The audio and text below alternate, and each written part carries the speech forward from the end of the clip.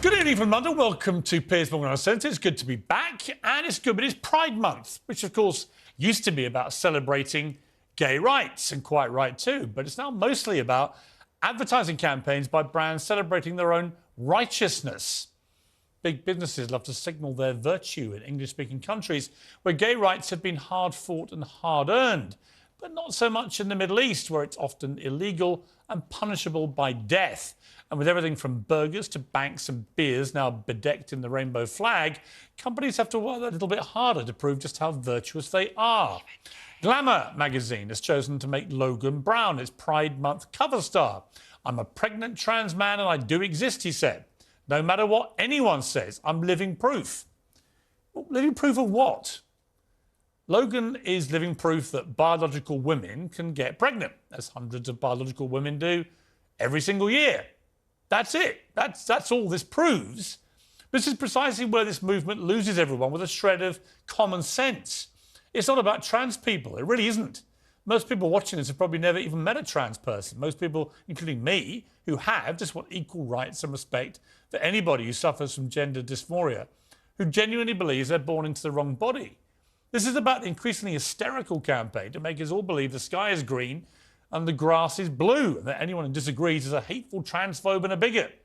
It's a campaign that petrifies politicians, leads us to the remarkable position that the two opposition leaders in British politics now make statements like this. A woman can have a penis. Nick, I'm not... I don't think we can conduct this debate with, you know...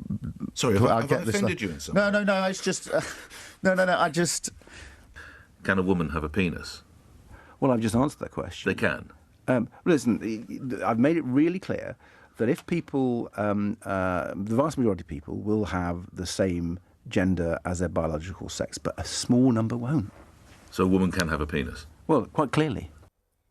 Quite clearly, a woman can have a penis. I mean, that happened before I went away, and I spent the whole week I was in France mulling over that answer and concluded it was a completely stupid thing to say, wasn't it? Can you imagine if I'd said 10 years ago that British politics would pivot on the question of whether women have penises, or that the most terrifying question in the world would be, what is a woman? The documentary of that name, What is a Woman, calmly eviscerates this absurdity by allowing the people who advance the looniest arguments to tie themselves in their own knots. Please, if one person could tell me what a woman is. You are not here for women! We ask you to leave! What is that? A woman is not anything in particular. There is not one particular thing. It could be many things to many people. Some women have penises, right? Some men have vaginas. Women only know what women are. Are you a cat? No. Can you tell me what a cat is? Do you want to tell us what a woman is? I'm a biological woman that medically transitioned to appear like a male. I will never be a man. The interview's over. Let's turn off the cameras. Excuse me. Well, they're fair. I just wanted to know, what is a woman? And you're not going to find out. Well, that documentary was posted to Twitter at the end of last week, so it could be seen far and wide for free to mark its anniversary. But in a sign of these fevered times, it was censored for the crime of misgendering. Misgendering. Well, Twitter's new owner, Elon Musk, personally intervened and then recommended the film to his gazillions of followers. And in a second sign of our times, the tweet promoting the film has now been viewed 172 million times. So the biggest film in the world right now isn't Little Mermaid, Spider-Man, or that is Fast and Furious. It's What is a Woman by Matt Walsh, which I think shows the level of sheer exasperation there is at this relentless campaign to subvert reality and bully anybody who refuses to go along with it.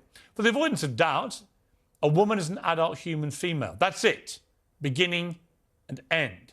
The percentage of women with penises is 0. Well, the Daily Wire's Matt Walsh, the filmmaker of the year right now, joins me. Matt, well, congratulations on having the biggest movie in the world. Thank you. I appreciate that.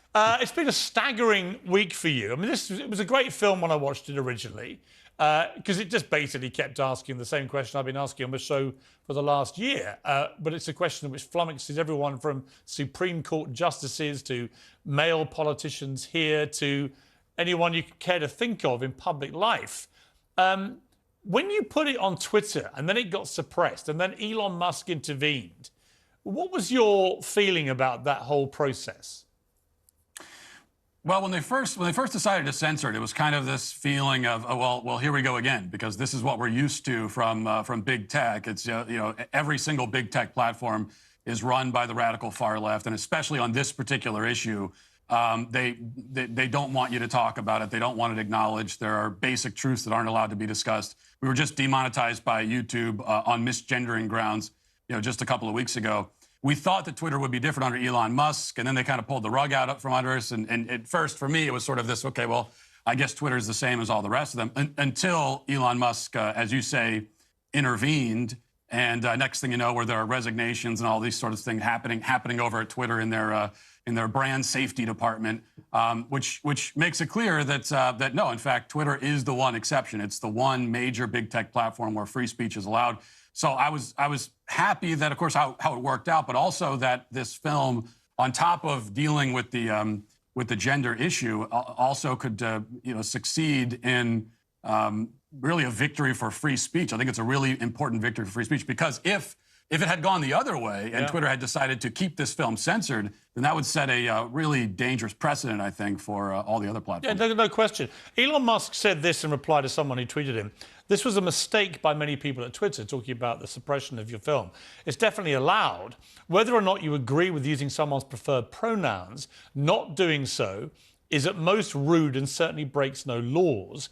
I should know that I do personally use someone's preferred pronouns, just as I use someone's preferred name, simply from a standpoint of good manners. However, for the same reason I object to rude behaviour, ostracism or threats of violence if the wrong pronoun or name is used, which I think is a pretty reasonable position. I mean, is that a position you would share? No, I don't personally share that position. I'm not going to use preferred pronouns. I'm going to use the pronouns that are accurate. I just reject the concept of preferred pronouns. You can prefer whatever pronoun you want or whatever adverb or noun you want, but that doesn't mean that I have to use it. You don't get to put words in my mouth. However, the position that Elon Musk has on this is it's a position a lot of people have, and at the very least, it respects free speech. So this is what he's going to do, but you can say what you want, because you can't force someone else to share your perceptions. That's what the preferred pronoun thing is all about. Yeah. They're trying to not only put words in your mouth, they want you to affirm their perception of reality. And the idea that we would be forced to do that, either legally or even according to the terms of service of a big tech platform, is just it's just insane. Well, it is, and of course the argument they use is, well, it's offensive. But of course the whole point of free speech, really at its heart, is that you should be allowed to offend people.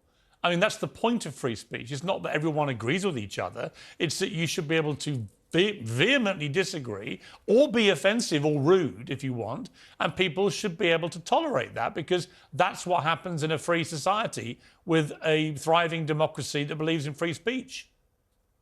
Yeah, and that is the importance of free speech. And like I said, a lot of this story is about a victory for free speech, which is really important. But I also want to note that what's happening here is on an even deeper level, because on the left, what they're trying to shut down, it isn't just speech generally, and they are trying to shut down speech, but they're trying to shut down true speech. So it's not just speech, it's in particular basic fundamental truths of life that they're trying to stop us from saying, and that makes it all the more dangerous and egregious. I mean, your issue with YouTube was they demonetized you effectively by saying that you had misgendered Dylan Mulvaney, who's this transgender influencer that, of course, has created Bud Light's revenue by taking part in a PR stunt for them, which enraged the core customers at Bud Light.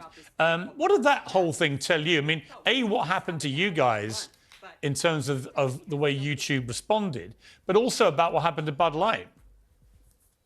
Yeah, I think it shows that people are, as far as Bud Light goes, people are exhausted by this. The left, they were able to run roughshod over the culture in Western culture generally for years. And I guess they assumed that there would never be any pushback, and they kept going and kept going until normal people just finally had enough of it. I wish we had enough of it much sooner, but at least now finally that's a line is being drawn. And I think one of those lines is when you're trying to get people again trying to force them to affirm and celebrate something that's just not true. At a certain point, I think it's too far for the average person. That's what we're seeing now. This is not, despite what the left says, this pushback against LGBT pride and against the transing of kids.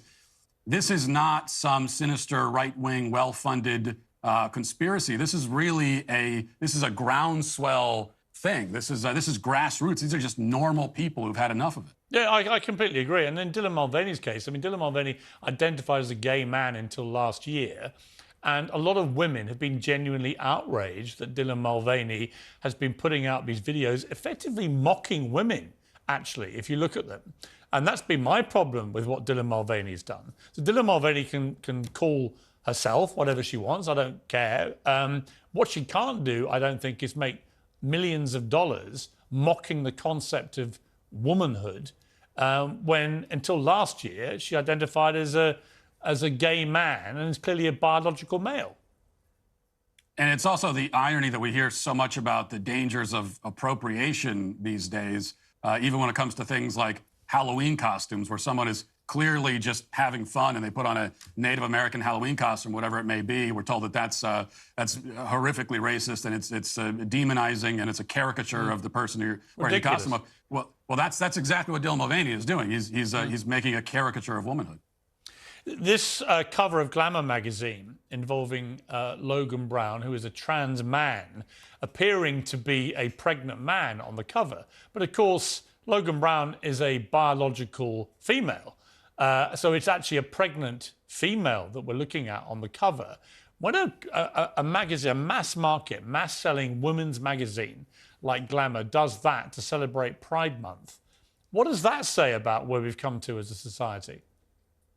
Well, I tell you one thing it actually says is it makes the opposite of the point they're trying to make, because the point it actually makes is that women are still women no matter how they identify. I mean, I read that article and they're making a big deal about, Logan Brown was saying, well, yes, I exist. I'm pregnant. This is real. I know it's blowing people's minds. Well, no, it doesn't blow anyone's mind. We know that you're a woman. Even if you cut your hair short and you give yourself a different name, you're still a woman. You still have the biological function and capacity of a woman. So that's actually what it proves, is that this biological identity is inherent. It's immutable. You can't get rid of it. You just are who you are, no matter how you identify. No, that's not the point that we're trying to make. But to me, that's what it proves. That even a quote unquote trans man can still get pregnant proves that she's a woman. We've seen, as I said, Bud Light, we've seen the revenue collapsing after the Dylan Mulvaney thing. We've seen Target, a big supermarket chain in America, suffering similar problems after really going very hard on Pride merchandise in the children's departments. We've seen your film try to be cancelled and then bouncing back within days to become the most watched film in the world. I'm getting a gut feeling, Matt, that the woke worm is turning, that common sense is beginning to win the day. And it's because the majority of people who've been silent and been cowed into silence are beginning to find their collective voices and acting. I think that's exactly what happened. And that's something that even when we were filming What is a Woman, which goes back, we were filming it in 2021, a large part of 2021. And, I can remember going around the streets in various different cities and doing these man on the street interviews with people, talking about these issues with them. What is a woman? How do you define womanhood? And people were, just the average person on the street was terrified to even discuss the issue, especially on camera. I think that if we were to do that part of the film again right now, I think we would get a different kind of response. I think there'd be a lot more people willing to talk about this, because I agree, people are finding their voice. Everyone has always known that this is crazy, the idea that sex can be changed and all of that. People know that it's crazy, but they've been cowed into silence. And all it took was just to realize that, it's okay. You can speak up and say what you know is true. And once that starts happening, I think it builds momentum. And I think the left is really worried about that. Sometimes if you want to know it's raining, just open the window and have a look when it's raining, and you'll see rain. And the moment you start to deny that is where the trouble starts. Matt Walsh, congratulations on having this monster film. You're bigger than Spielberg right now. I take my hat off to you. Really appreciate it. Thank you.